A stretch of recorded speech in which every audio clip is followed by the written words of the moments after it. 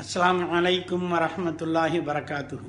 அல்ஹம்துலில்லாஹ் நஹ்மதுஹு வ நுஸல்லி அலா ரசூலில் கரீம். அம்மா பஅத். கண்ணியத்திற்குரிய அல்லாஹ்வின் நல்லடியார்களே, தமிழ் மொழியிலே படி என்ற ஒரு சொல் இருக்கிறது. இந்த படி என்ற சொல்லுக்கு 3 பொருள் உண்டு. படிப்பதற்கும் படி, அளப்பதற்கும் படி, மிதிப்பதற்கும் படி. இதில் முதலாவது அந்த படி என்ற படிப்பீராக என்ற அந்த பொருளை எடுத்துக்கொண்டால் கூட அதையும் 3 வகையாக பிரியும். 3க்கும் ஒன்றுக்கு ஒன்று தொடர்பு கிடையாது. உதாரணமாக ஒரு நியூஸ் பேப்பரை எடுத்து படி என்று சொன்னால் வெறும் வாசி என்ற அர்த்தம். பாட புத்தகத்தை கொடுத்து படி என்று சொன்னால் கற்றுக்கொள் என்று அர்த்தம். ஒரு அறிக்கையை கொடுத்து படி என்று சொன்னால் இதை நீ அறிவிப்பாயாக, பிரகடனப்படுத்துவாயாக என்று அர்த்தம். இப்போ 3மே தமிழிலே புரிந்து ஒரே இதுக்கு எதுக்குமே வராது. ஆனால் உலகத்திலேயே இந்த ஒரே சொல் எக்ரா படி என்ற அந்த படிப்பீராக, வாசிப்பீராக, ஓதுவீராக என்ற எந்த பொருளை வைத்துக் கொண்டாலும் இந்த 3மே புரிந்து வரக்கூடியது. அதாவது திருமறை குர்ஆன் அது ஓதப்படவும் வேண்டும், திருமறை குர்ஆன் அது கற்றுக்கொள்ளப்படவும் வேண்டும், திருமறை குர்ஆன் அது உலகத்திற்கு அறிவிக்கப்படவும் வேண்டும் என்ற இந்த 3 பொருளையும் உள்ளடக்கி அந்த எக்ரா ஒரு சொல் நிறைவேற்றுகிறது. இந்த தகுதி உலகத்தில் வர எந்த வேதத்திற்கும் எந்த நூலுக்கும் கிடையாது. அல்ஹம்துலில்லாஹ், இது முதலாவது சிறப்பு. அல்லாஹ் ஜல்ல ஜலாலுஹு இந்த திருமறை குர்ஆனை பற்றி திருமறை குர்ஆனிலே பல்வேறு இடங்களிலே பலவாறாக மிக அழகான முறையிலே அறிமுகம் செய்கிறான். திருமறை குர்ஆனுடைய அந்த இறக்கி வைத்தவனை தான் என்று சொல்லும் வகையில் சொல்லும் பொழுது கூட அர் ரஹ்மான் அல்லமல் குர்ஆன் என்றுதான் அல்லாஹ் கூறுகிறான். இங்க கூட பாருங்க, அல்லாஹ் அல்லமல் குர்ஆன் சொல்லல, அர் ரஹ்மான்.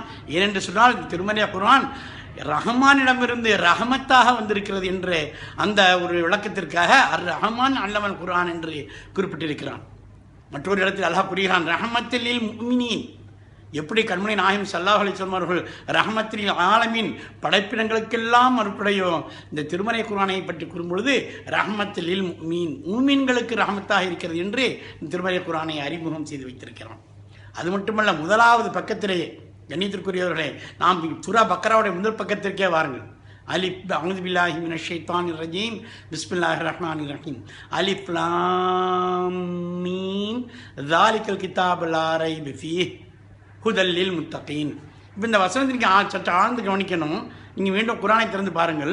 ஸாலிகல் கிதாபு லா ரைப் 3 புள்ளி ஃபீஹி 3 புள்ளி ஹுதல் லில் முத்தகீன் என்று தான் போட்டிருக்கும். அப்போ இதன் பொருள் என்ன? இந்த ஃபீஹி என்ற சொல்லை ஒன்று முன்னால் சேர்த்துக்கொள்ள வேண்டும். அதாவது ஸாலிகல் கிதாபு லா ரைப ஃபீஹி ஹுதல்லில் முத்தகீன் என்று ஓத வேண்டும், அல்லது ஸாலிகல் கிதாபு லா ரைப் ஃபீஹி ஹுதல்லில் முத்தகீன் என்று ஓத வேண்டும். அதாவது இந்த ஃபீஹி என்ற சொல் ஒன்று முன்னால் சேர வேண்டும், ஒன்று பின்னால் சேர வேண்டும். அப்போ இதனுடைய ஹிக்மத் என்ன?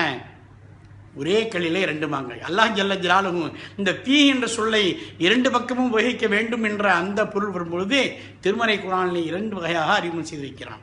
ஒன்று இந்த திருமறை குர்ஆனை ஐடென்டிஃபை செய்யக்கூடியதாக இருக்கிறது, மற்றொன்று இந்த திருமறை குர்ஆனுடைய கேரக்டரை பற்றி பறைசாற்றுவதாக இருக்கிறது. இதை ஒரு உதாரணமாக புரிந்து கொள்ளலாம். இங்கே ஒரு ஜெயித் என்று ஒரு நபர் இருக்கிறார். அவரை சந்திக்க ஒருத்தர் வருகிறார்.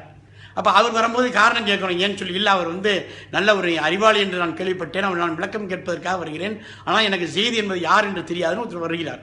நாம் அழைத்து கொண்டு போகிறோம்.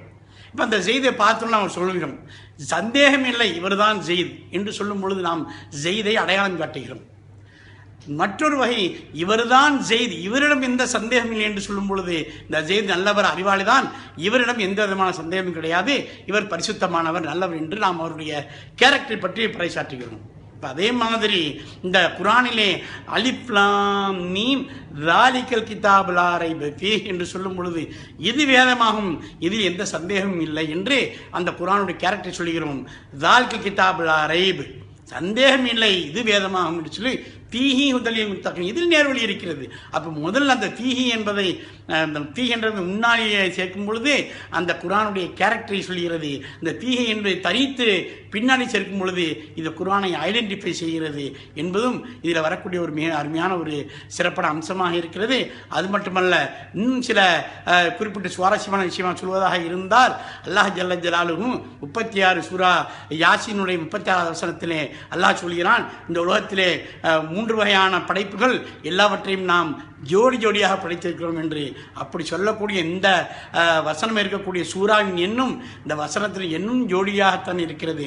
36வது சூறாவிலே 36வது வசனத்திலே அல்லாஹ் சொல்கிறான், சுபஹான் அல்லதி ஹலக்கல் அஸ்வாஜ குல்லாஹும் இம்மா துன்பித்தில் அர்த் வ மின் அன்ஃபுஸிஹிம் வ மிம்மா லா யஅலமூன். இப்படி பல்வேறு வியக்க வைக்கும் விஷயங்கள் உள்ளதுதான் அருமறை குர்ஆன். இன்ஷா அல்லாஹ் வரக்கூடிய நாட்களிலே நான் மீண்டும் இன்ஷா அல்லாஹ் நாளை சந்திப்போம். வாஹிரு தானா அல்ஹம்துலில்லாஹி ரப்பில் ஆலமீன். ஸல்லல்லாஹு அலா முஹம்மது ஸல்லல்லாஹு அலைஹி வஸல்லம், ஸல்லல்லாஹு அலா முஹம்மது ஸல்லல்லாஹு அலைஹி வஸல்லம், ஸல்லல்லாஹு அலா முஹம்மது யா ரப்பி ஸல்லி அலைஹி வஸல்லம்.